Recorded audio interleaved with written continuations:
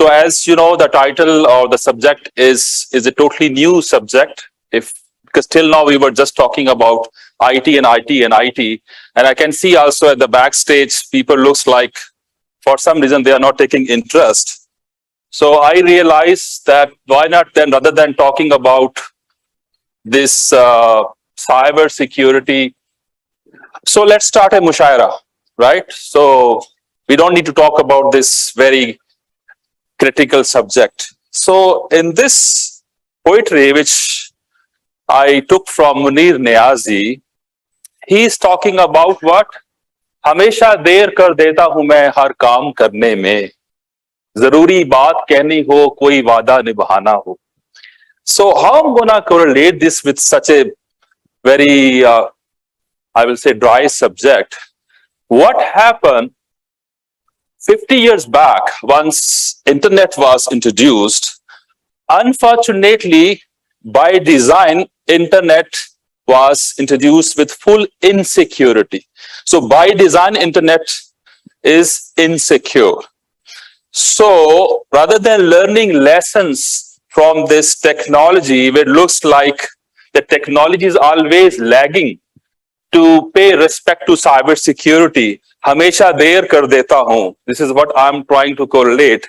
That technology is coming first, and then we start thinking about cybersecurity. So let's go and start securing something. So once the ARPANET, the internet was being introduced, this was never in mind that people who are going to utilize internet, eventually they will start fighting with each other. They will start attacking each other, right?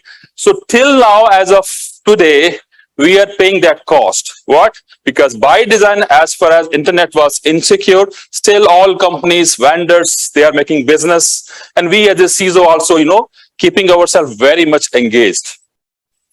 And keeping all this in mind, what happened? Because we could not secure our IT, and now suddenly someone is coming that there is something wrong with OT, operational technology. And not only OT, cybersecurity is an evolving area for cybersecurity perspective. It looks like the hackers, they are changing their guns now. They have discovered the money is not only with banks. Now the money is also with other industry like manufacturing. So this is very scary, where I took this from IBM, where they're saying now, if you look at the top 10 industries in which nowadays hackers are taking interest, banking is number 2. And the number 1 is manufacturing, which is a very bad news. Because why? Because this industry, which is totally relying on IT, and IT itself is not very much secure, and manufacturing is actually relying on operational technology, OT. And OT itself is having a lot of its own challenges. वही बात मैं देर कर देता हूं. So they have not realized this, and now we are coming up with this type of environment where you will find not a typical very fancy dashboards. You will find switch gears, PLCs, SCADA networks. All these are Chinese for many of you, but a quite good interest for our engineers, not for IT. And this industry is not relying on IT. They are relying on what? On operational technology. And industry itself is a critical infrastructure. Imagine we are talking about smart grid, energy, utilities, oil and gas, transport, telecom, chemicals. If one of the major critical industry, if it is shut down, you can see a national level crisis, because some are involved even to actually fertile our lands. So there are a lot of critical things which are being produced, and God forbidden, if they are going to be interrupted, it can create a national disaster. And with all this, what happened? We have a history. So even though it could be once in a blue moon, this history is full of very, very catastrophic incidents. It started mostly, you must be aware of Stuxnet, where Iran nuclear plant was targeted. But however, the same variant, or the same, actually, I will say the malware was utilized later on. It went into wrong hand it went into public hand, is being utilized to interrupt a lot of services. One of the example is, imagine it looks like a movie where someone took the control of New York Dam floodgate. If that gate is going to be open or shut down with the help of a hacker, only God can help us, right? Or can secure us. Think about a hospital, drug infusion pump. If it is hacked, then they can inject a wrong medicine, a wrong timing, and ultimately can even create a human loss. So these type of things are involved, because till now we are only talking about, let's say, financial loss or reputational loss. These type of loss, I don't want to go into detail, but you can see the complete history. Recently, just 2 weeks before, there was a major OT cybersecurity attack against Denmark rail system, where the drivers, they were using a mobile device, and this device was actually guiding them about the maximum speed or the minimum speed for a certain rail track. So imagine if it was in wrong hand. So rather than driving the rail, let's say with the speed of 100 kilometers per hour, if you get a wrong information, let's say double speed, ultimately the driver was supposed to hit an accident. And imagine no hardening was there. You know, typical Gmail and Facebook account was found available on this driver hand. By the way, we, with the blessing of our own, technology, especially Pakistan perspective, I think we are not so exposed, because we still rely on some guard who will flag the, who will actually janda hilayega, and then the guard will take action and he will start the train. So sometimes it's blessing not to involve and do digital transformation unless you have a good security. So with this, now we are actually stepping into convergence between IT and OT. This guy having a tie, loving his place at data center, and that guy wearing the helmet, loving his plant.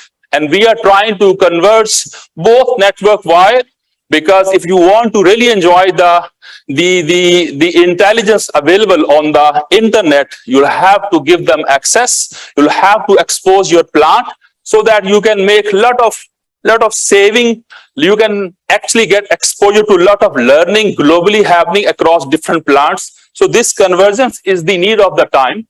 But what happened, this guy, the typical IT guy, wearing a suit or having a tie, if he goes there, usually he's lost, right? Because the plant environment is different than the typical data center environment. We used to love and live in a fancy place, but here you'll have to show a lot of hard work. You'll have to sweat, by the way, a lot to deal with this type of technology.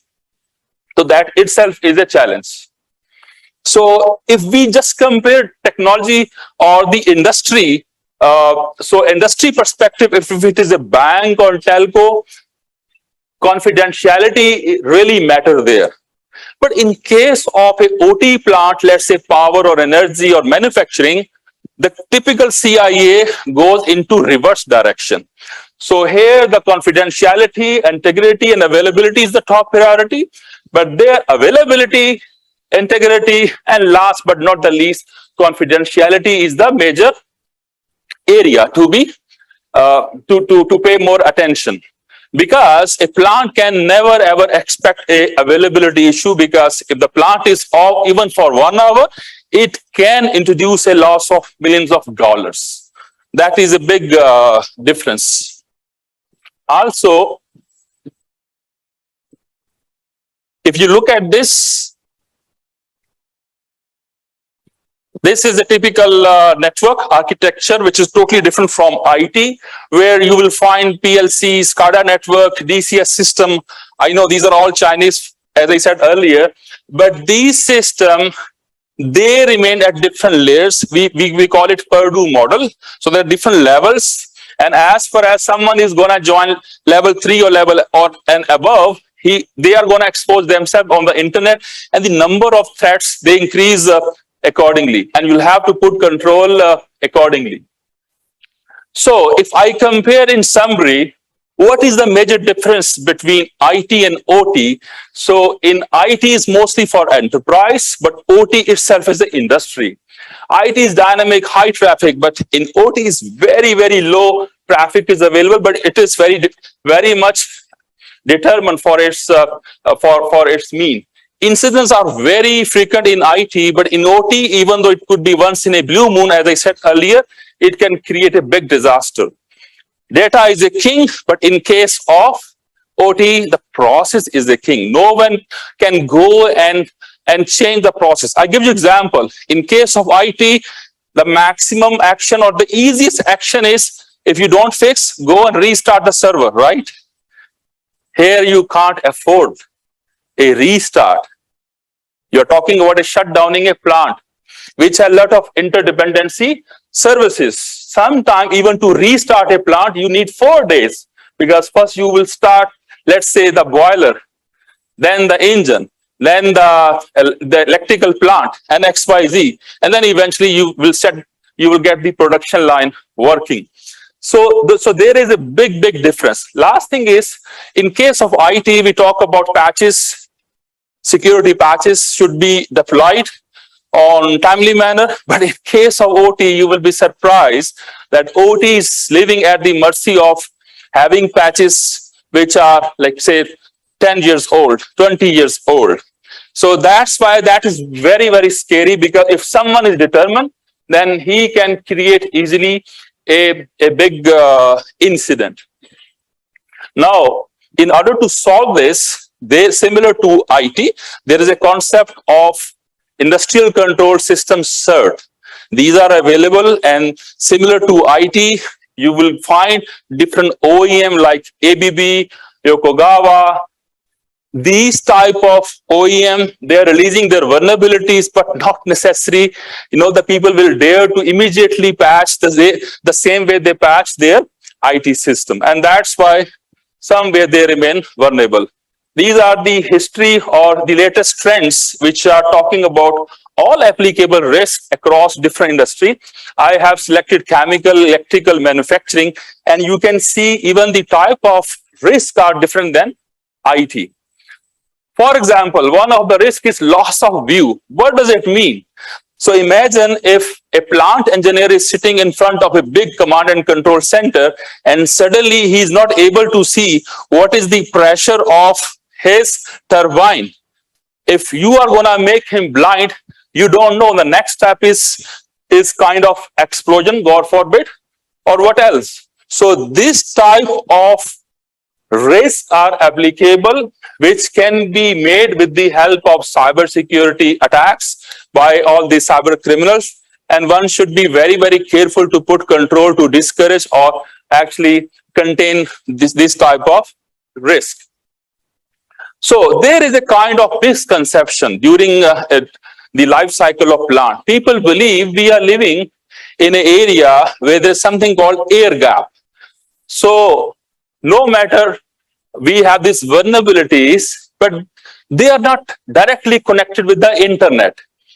But the problem is, indirectly, the plant guys might be using internet, having their endpoints exposed to internet, might be victim of phishing attack, and then after being compromised, taking something from their USB, which is already compromised because of his laptop, and then inserting that compromised USB inside a PLC or inside a DCS system can ultimately compromise. So that kind of misconception is gone.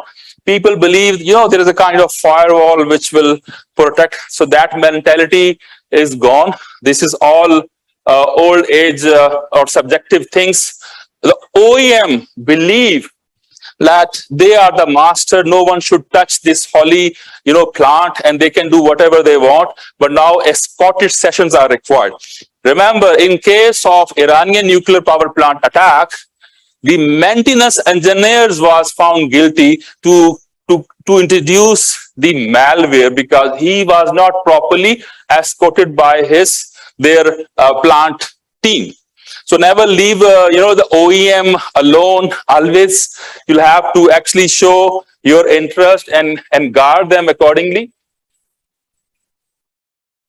So if we are living in industry 4, where industry 4 perspective you want to follow, the number one applicable applicable risk is cyber security, which you can never leave. And as I said in the beginning of this meeting, insecure design, insecure by design products. So even these big names, I will again not repeat their name, all OEM, they never thought about this dilemma that one day they'll have to work on cybersecurity, because they were living in an illusion of assuming that no one will take interest. And now indirectly, directly, as far as you are exposed, all these threats are applicable to their big names, and they are spending a lot of R&D to protect them. Eventually, by the way, it is a good business for them also.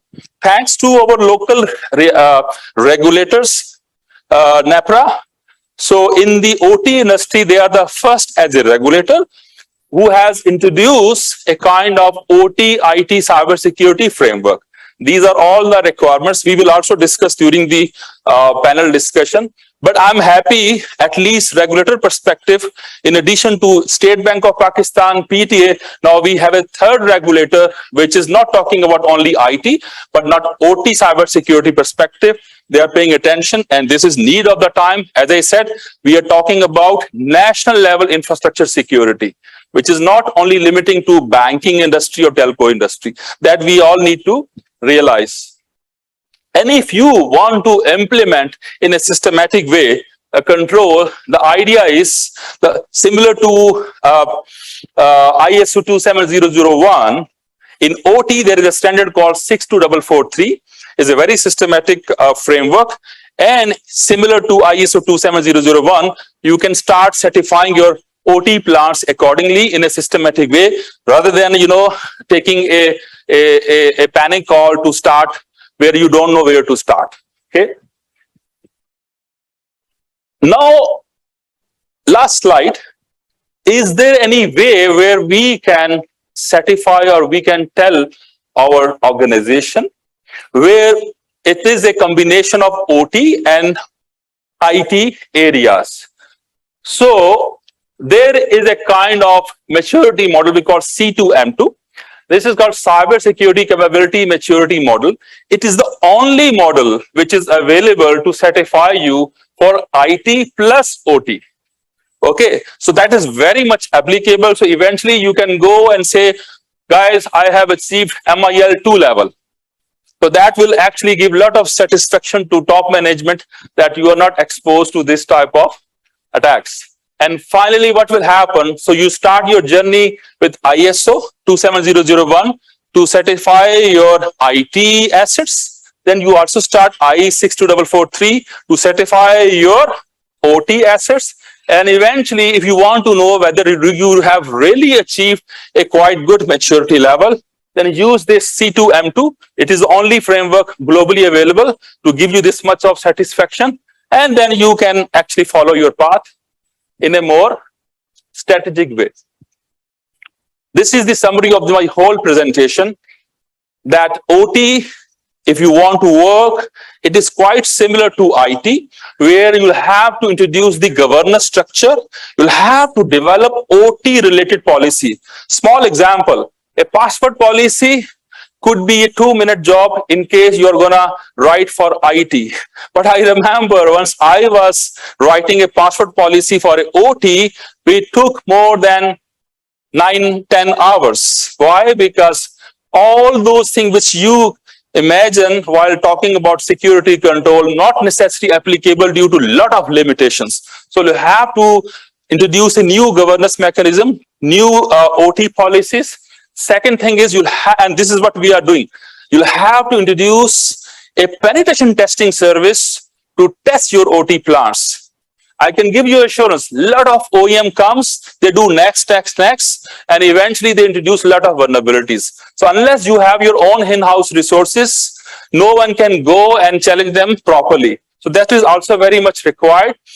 OT SOC, this is a new idea. So in addition to IT SOC, it is the need of the time that you combine, you consolidate your IT feed with the OT feed, and eventually you should have the bigger SOC.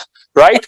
And which will tell you where someone has introduced, let's say, has bypassed the air gap while introducing some link towards internet. Immediately there should be a pop-up in your OT SOC that a big threat has been introduced, which is bypassing your air gap. Last but not the least, awareness. This is again dealing with engineers, not with IT people. It is difficult. The plant people who are running the plant for more than 20 years, they are the guru. You'll have to go and tell them, please listen to us.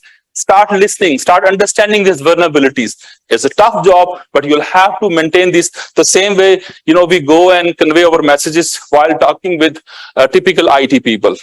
That is the end of my presentation. Thank you so much.